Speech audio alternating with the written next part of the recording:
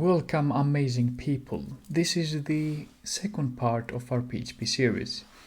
Superglobals. These are very important variables that we can access everywhere in our platform or in our PHP script. I have written some of these. These are not all of them, but these are the most important to get you started. So we can start with sglobals, s_server. This contains, the globals contains all global variables. There are a lot. Now I have created also a function called debug here, which is gonna help us to debug a bit, to make it a bit more clear. This is the old code from the previous tutorial, so you don't need this. If you haven't seen it, you don't need it. So we're going to comment this out. Just give me a second here. Let's comment this out. So, and there we go. Now, these are our superglobals, and this is my helper function to debug. And let's start. So I'm gonna debug the first one, which is globals. And there I get all the information about this array, this superglobal, which is an array. It has a get, it has a post, it has a cookie, file, server, which basically it's this globals, you know. But this like contains all of it, so you can get everything you need in this variable. Now most of the times you're not gonna need so many things. If you want, you can add your own global variable, and that would be, for example, first name, or let's say app name is housing project. This is my app name, and actually let's capitalize it.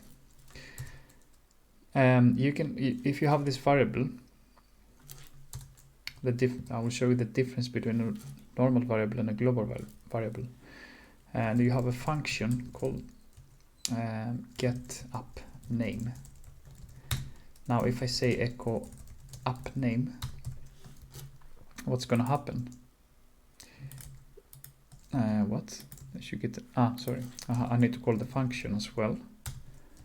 So what's gonna happen now is you're gonna get an error, undefined variable. And the reason is that this is a local, functions are using local variables in local scope, so that should actually be here. This is a local scope inside the function. Outside the function, it is global scope. So when we have our own PHP project, our platform, you know, and you have like your app name, you have the base URL, you know, all these important constants that they're not changing usually.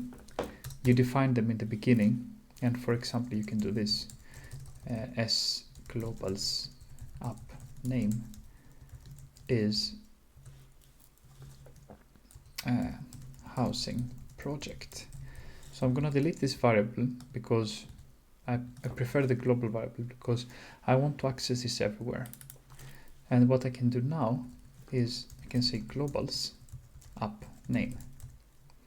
So what happens now is we are actually adding this housing project into our globals variable, and I'm going to show you exactly here.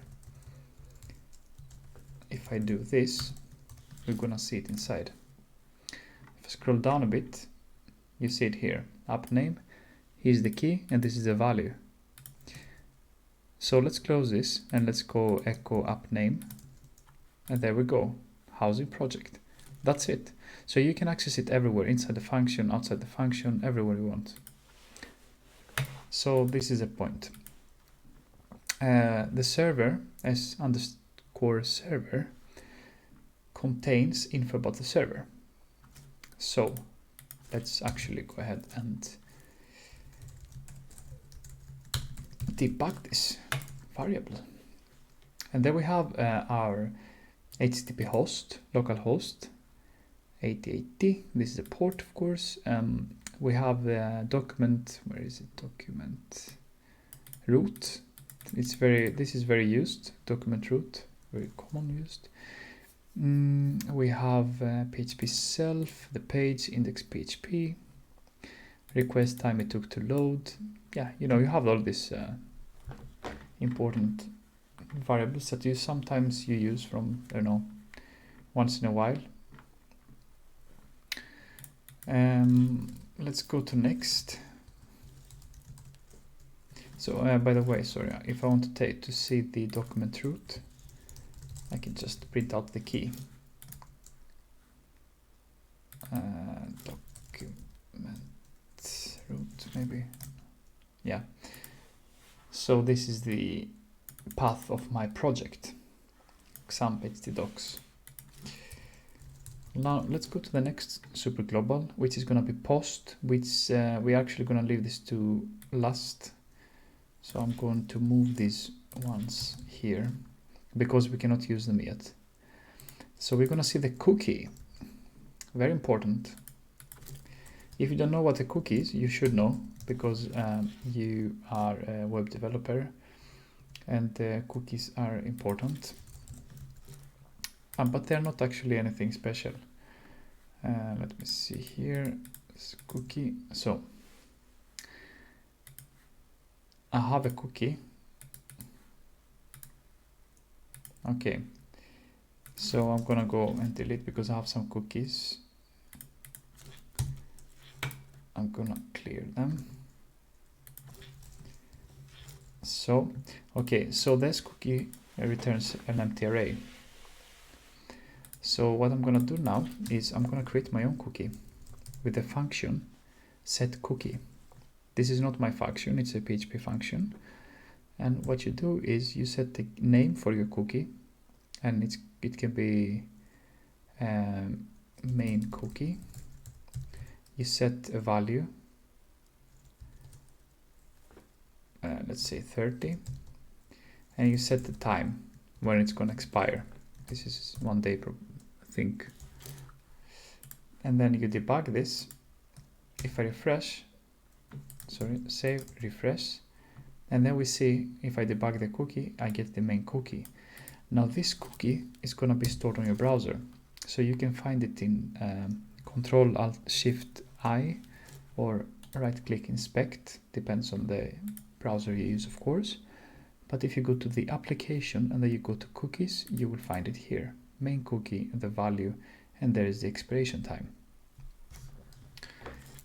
So, and most of the websites you use, they use cookies. Awesome. So we use the cookies, and we saw how it works. We have post, get, session. Of course, session is very important. Now, session, if I do debug session, it's not gonna work because we don't have a session created. No. So undefined global variable. But if I do a session start and I refresh, I get an empty array, which means I have a session right now. I have a variable, but it's empty, but I have it. Now, when you have a form and you log in, for example, Mike Dragon, click OK, I log in, and then I get the info from the database, the data, and it checks if my password is correct, and then it searches session, because we need this in order to save our users' information, for example.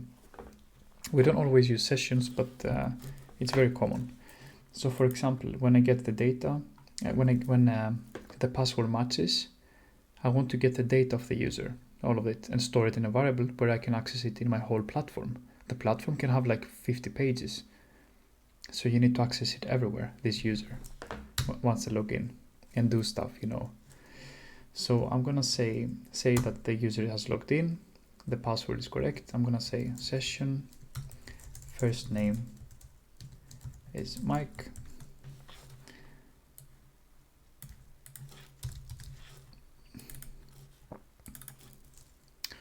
last name Dragon and email.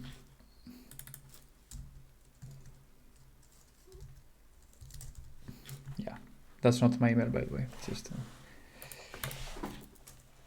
a random one. So now I did this. I logged in.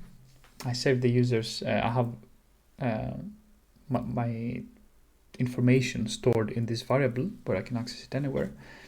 So now when the user logs in, I can say echo echo hello, and then I can say session and then first name, this, and then last name.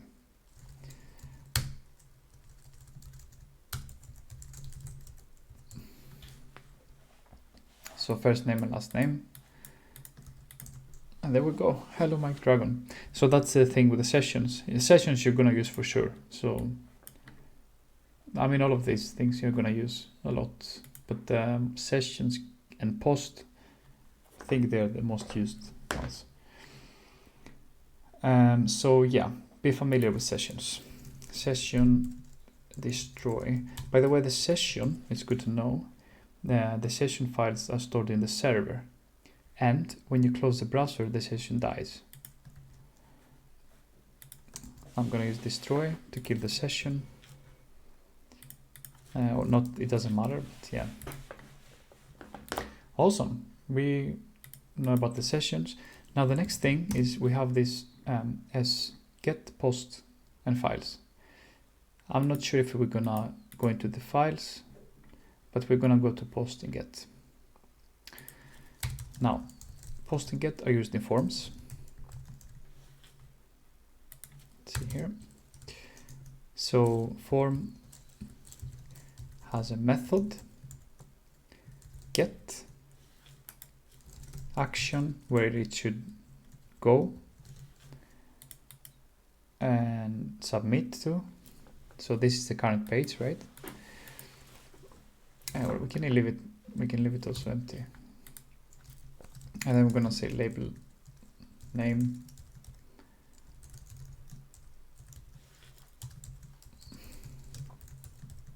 input type is text, name is first name. Okay, you know what? Let's write first name.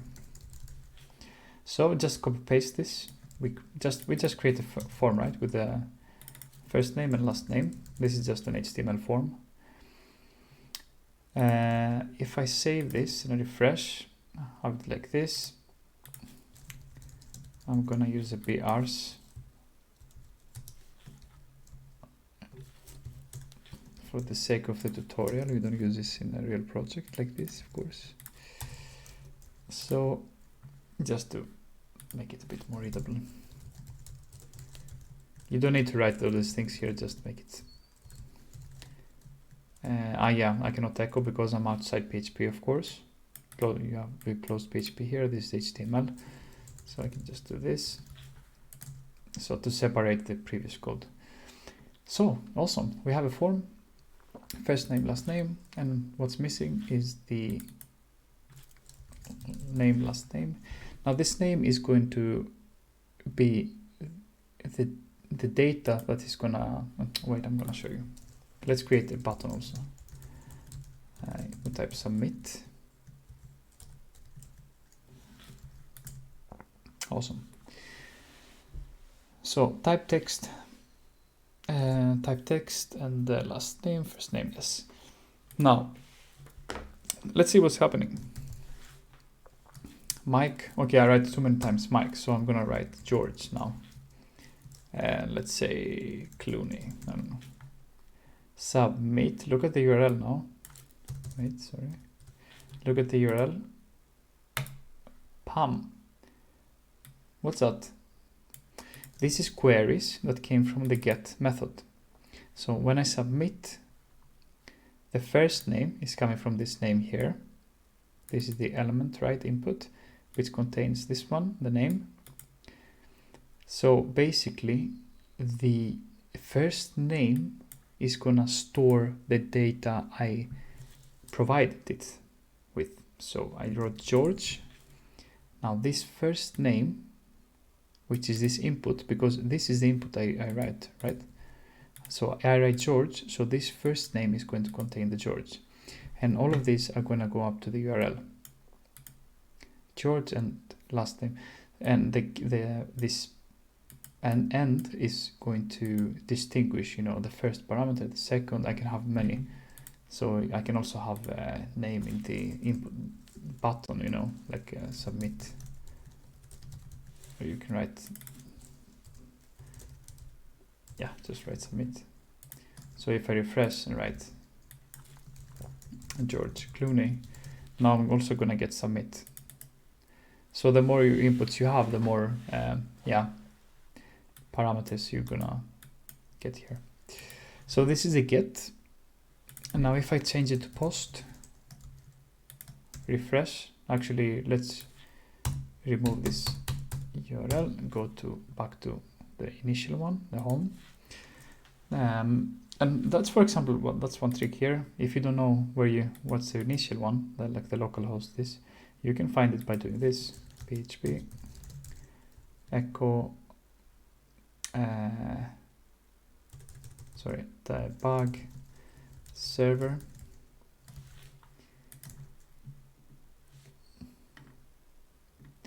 You can scroll down and you can either write this server name and server port, but you don't always know if you have a server port. But you can go here, HTTP host. So if you're not sure, you just write this. And then you know that you have this here. So you can just copy it, paste, you're a hacker. No, I'm joking, but this is a nice way to experiment. Anyway, so let's change to post and let's refresh. Okay, so if I write George Clooney, oh, nothing happened. Yes, the reason is the post is safe. The post is the ones you know when you enter your password. You know, the get, you don't use it so often. Post is what you use because they are not stored here. No one can see them. Only you can see them, the programmer. If you're not unlucky and you get, if there is not any attacker or something, I don't know. But they're safe. So the post is, for example, if you have also input type password, name is password. Now obviously this is going to be BR, yes. So okay, let me add the labels. Jesus Christ. Password. So password and it's a never-ending story. Anyway, that's fine. That will be enough. I don't want to play all day with the BRs. Okay, one more. Here we go. Okay, so we have first name, last name, and then we have password. Now, you cannot put your password in the URL, right? So you want it to be encrypted. Now it's going to be encrypted here, but when you send it, what's going to happen? Look, if I have a get and I do test password, look at this. What the hell?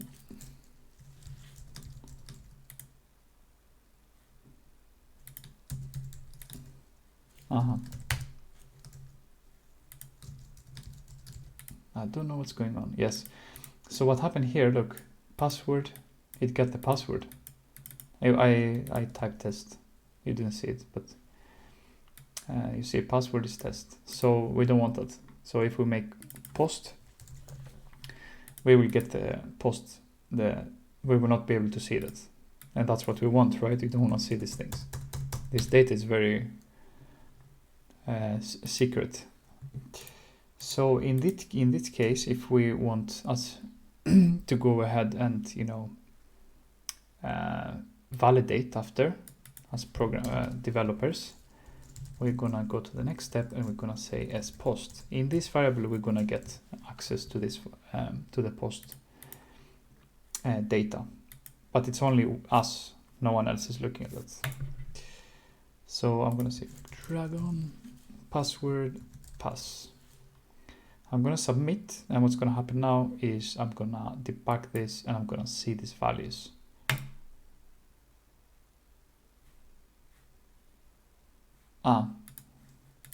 For some reason it's not.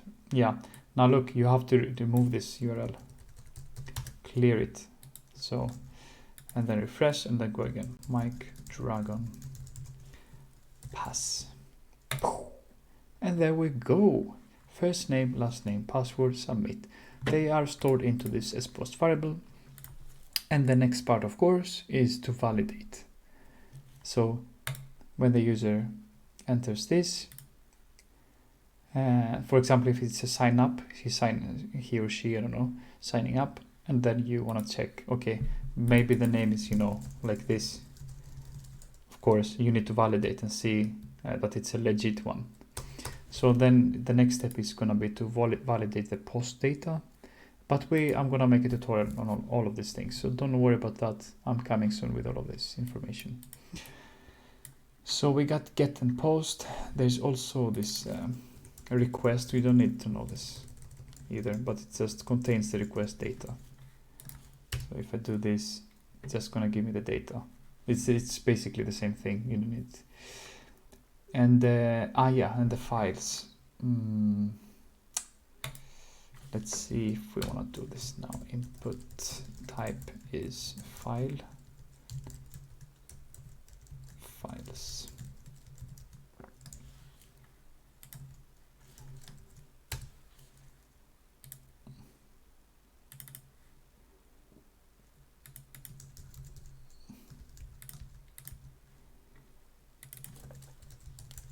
So I'm gonna post.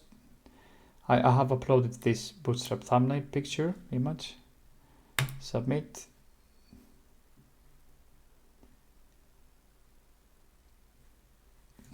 It's like loading the old one still. Okay, I need to refresh again. Mike Dragon pass.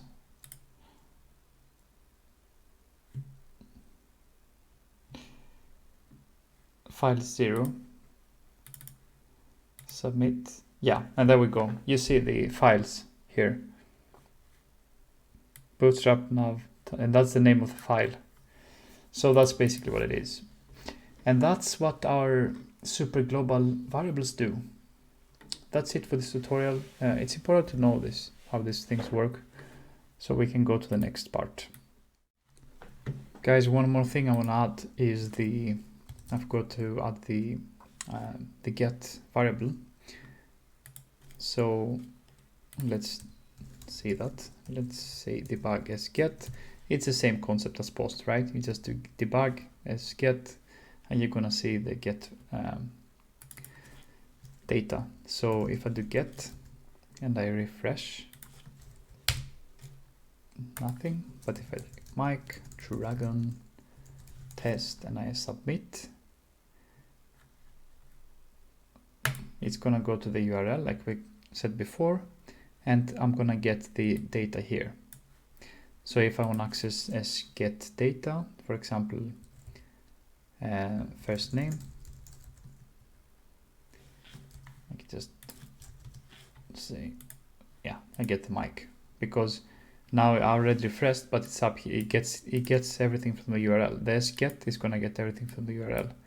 So even if I write, for example, sget test, okay, if I refresh, I'm gonna get an error. But if I do this and this symbol and then test is 1, it gets 1. So it reads basically the URL parameters. Take care and thank you for attending this tutorial. Have a nice day. Bye bye.